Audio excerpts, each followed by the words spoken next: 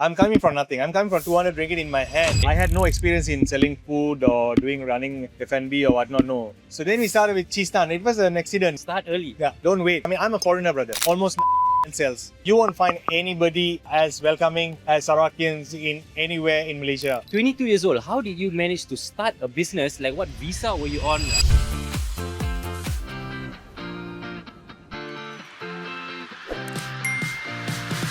This is one of Kuching's most successful restaurants. It has won multiple awards and it is run by a foreigner. And today I'm going to sit down with him to figure out how he has built one of Sarawak's most successful business. Hey bro. Hey, hi Nas. Hi. This is Damith. Hi. Hey, okay, Alright. right? Okay. Hey, okay lah, can lah. Handsome already lah. Okay, Damith, where are you from originally? From Sri Lanka. Sri Lanka. Yep. When did you come to Malaysia? I came here in 2010 lah. 2010. 2010. I heard you were studying here, right? Yeah, I'm an engineer. Yeah, I studied in Engineer. Swinburne University of Technology Okay. in Kuching campus. Yeah. So did you work as an engineer? No, I just did an internship in Sri Lanka, but then I was offered another master's scholarship in Swinburne. Then I flew back here. Okay. Yeah. What pivot you from engineering to opening up a restaurant? I wanted to do something with my master's during my master's life, right? Okay. I want to do something by myself because I was only 22 years old, and I thought that my classes are only during weekend. So then I thought that I should do something with the free time that I have. So the Okay. best way to connect with people and to explore something is to sell food. Okay. I had no experience in selling food or running F&B or whatnot. No, I just want to do an experiment with my own life. How old were you when you started this? 22. 22. Yeah. Wasn't it? Okay. See, there's a lot of questions I have right now. Yeah. Now, 22 years old, how did you manage to start a business? Like, what visa were you on? Okay, what I did was I quickly, when I wanted to open up a business, so I went and go and open up a company first. Okay. So when the company came in, that was in I think 2015. Okay. So I opened up a company. So then you had to have a paid up capital. Then after that, you just go on with your company at first. Okay. So after a company, then you can apply for a working visa and whatnot. Yeah, Okay. yeah. So the government was helping you to like set up? Oh, definitely, yeah. I mean, like government in the sense that, if when you go with the criteria that is required to open up a F&B outlet, then you'll be able to open it legitimately. Yeah. Okay. So first open the company, then you can open up the outlet, then you go on with that. Okay. All right. Was it difficult to open up the company and start the whole visa No, I mean process? everything you had to trust the process. Okay. But then back then the process was much more simpler. Now it's a bit different. The last time it was very easier. All right. So you started at 22. How old are you now? Now I'm 33, 34. 34 this year. Yeah, 34 this year. So this restaurant has been running for what, 12 years? No, going to be 11th year in a few more months. Going to be 11th year. Okay. How did you decide what food to sell? No, I started with selling fried rice. Oh, fried rice. And how Yeah. do you pivot to like cheese Bro, naan? it's just like cheese naan and all came along later on part because it was always about R&D. It took me like Okay. 2.5 years to get the proper recipe for cheese naan or any naan. Oh, okay. It was like every day we do, we throw it away. Every day we do, we throw it away. The tepung because it's not our food, Yeah. But then I used to travel with my mummy Okay. and with my dad during younger days.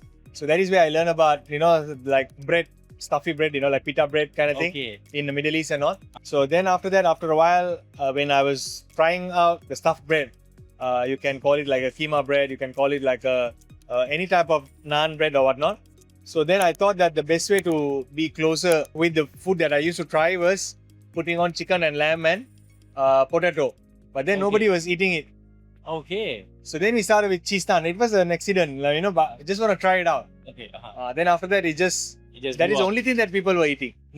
Even until now. I mean, that's what people like. So we just go with the flow, lah. Yeah. How many years after starting the restaurant did you come up with the cheese naan recipe? I think after the second year plus, but then it was not that good. So then over time, we were doing it, keep on doing it. Then we mastered it. Okay. Yeah. What are your future plans for the restaurant? We are a halal certified restaurant. Okay. So that's a very important thing for me. And I am fully focusing on halal things. Okay. Like for my restaurant as well, even everything is halal. So that's a blessing, I think. So then on the top of that, the most important part for me right now is just that to be consistent with what I'm doing. Okay. So I don't want to jump here, there, but we are expanding like rapidly, but in a slow pace. Are you only focusing in Sarawak, Kuching, or are you planning to So we are open in planning to KL? go other states as well, but in a very slow pace. What was the most difficult time for you, starting or during this entire business? The COVID time was hard, but the starting time was hard for me in general because I was trying to figure out like what's good and what's not good, and I was not very fluent in the language, so the language was a big barrier for me. Now it's different. Now I can speak. Language properly. is in like bahasa lah. Bahasa, yeah. It was not promising to me at first because I don't have any experience talking also. Yeah. But now with the influence that I have with my staff, with all the customers, I think now the most easiest language right now for me is bahasa. Bahasa, Pandai lah. Boleh lah. Boleh cakap. Okay. What is your advice? Like, if there's a foreigner out there who is planning on coming to Sarawak and opening up a business, what should they do first? Okay, look, you see, Sarawak is a place where you can achieve your dreams, not in terms of money, in terms of your own life. This is a place where it's growing right now. Okay. I can tell you, like I've traveled a lot of places in Malaysia. I think this is the fastest growing state. Okay. I mean, look at the infrastructure that we have coming up in terms of AI, new technologies and whatnot. I think we are ahead of many other states. You know, by looking at it, I mean, if you come here, if you explore, you can understand what I'm saying. Yeah. I've been doing business for 11 years, but I've been here for the last almost like more than 16 years right now in total. So I can tell you that you won't find anybody as welcoming as Sarawakians in anywhere in Malaysia. No way. You know, no way for foreigners. You know, I'm a foreigner, I can tell you that. Yeah. Okay. You know, Okay. to do the business that I'm doing, even for your own kind of way of doing any type of business, first thing is just that you need to identify that what kind of business that you want to get into. I'm in the F&B line, but anybody else want to do any kind of other kind of business, also people will be very welcoming. But you need to have your ground like intact, means just that you need to know that what kind of a thing that you're going to get into. Okay. Okay. Yeah. What kind of a, yes. So then the setting up the company and setting up the groundwork, infrastructure, everything, the investment, everything once is ready, I think getting the license and everything shouldn't be a big problem here. Okay. Because people are very helping lah. Okay. All right. Really helping. Especially even the government officers here. So good. So good. Okay. I'm going to ask you one question. Yep. How much do you make in a day? Bro. This is supposed to be like the hook. No. Okay, I'll tell you like this. Okay, last year, Okay. I can't tell you like daily because it's Okay. it's variates. Okay. It's very subjective. Or Oh no, yearly? I can tell you like, okay, by the accounts, you know, this outlet and this company, the one that I'm famous for, we did it around almost 9 million sales. In a year. Yeah, this one, This in a restaurant, yeah. Oh. 9 mil. Last year. Last year, I mean, yeah, 9 account million. here, yeah. Revenue. Almost, yeah, I think around 9 million, yeah. 9 million. Uh, That is very good for. Yeah, F&B, yeah. Yeah. Okay. Yeah. Now, what is your one advice? You are very successful. So, Yeah. what is your one advice for anyone, not foreigners, even locals, Yeah. who want to start a business or an F&B business? What is the one advice you Start can give early. them? Start early. Yeah. Okay. Don't wait. I mean, we only have one life. It's called YOLO, yeah. You live only once or something you like that. only You only live once. Yeah. So live by that. Means you're Yes. given only one life.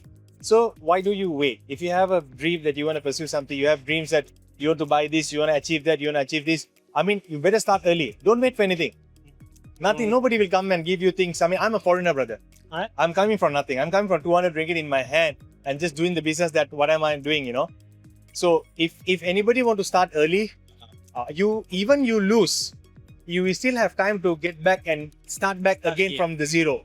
But if you are older, if you become much more mature, when you fall back or when your business tidak jadi, you know, you might not even have the gut and the energy and the enthusiasm for you to even start back. Correct. So you are losing. So if you want to do business, if you want to earn money, start early. Don't wait. Wait for what? Oh, start early. Good advice. Yeah. Good advice. Do you have any plans to open in KL branch? or One West day, Malaysia? yeah. One day. But no plans for now? No, it's just that for me, it's just that if I get the opportunity, if someone invites me, then we can work out something together. But so far, I like to go to KL and open up one day, but don't have like concrete plans. Okay. yet. How many outlets do you have right now? 6. All in Sarawak? Kuching, yeah. All in Sarawak. Yeah. You own all of them, or is it franchise? All owned by me. All owned by you. I run it. It's easier to run like that. Okay. So how much does it cost to open up one of these restaurants? No, it's not much. Less than 100,000? Less than 100,000 to start Easily, yeah. everything. Nothing much. Okay. I mean, infrastructure wise, but for the permits and whatnot, if you're hiring foreigners, then you might have a little bit of more money and more time need to wait. For the restaurant to open, 100,000, 150, easy. Easy. Easy, bro. Okay. All right. That revenue, your ROI within like 1 month. For anybody, for any youngsters or anybody who want to do a business, focus on the branding. Okay. It is always about the brand. Okay, I'll ask you a question since you're okay. Okay, we talk about I love golf. Okay. Who's the best golfer? Okay, the best golfer, number one, that you remember. Tiger Woods. Okay. Tiger Woods, right? Okay. Who's the number two? I don't know. I don't know, right? Yeah. Do you care? No. That's it. Okay. Yeah. That's it. Everybody remembers the number one. It's always number one, bro. No matter what, no matter how much that you try your level best to copy somebody, oh, I want to be like him, or I want to be like that. People try to copy and do it. No, people will always remember one person, number one only. Everybody has their own preference, so just be that person. Okay. Let's be that person. Strive for number one. People will remember you. Exactly. All right. Nothing else matters. Nothing else matters. All right. Any last words before we finish it? Start early. Try to do as much as you can. You know, you live only once. So even if you lose, you lose. You don't have to worry about what other people say. And I live by that. I don't really care about what other people say because if you do it by yourself, even if you lose, you know that at least I tried. You did try. Yes. Yes. Correct. At least you tried. But if I listen to other people, I lose. I will scold them until the day that I die. I will regret. So no regret.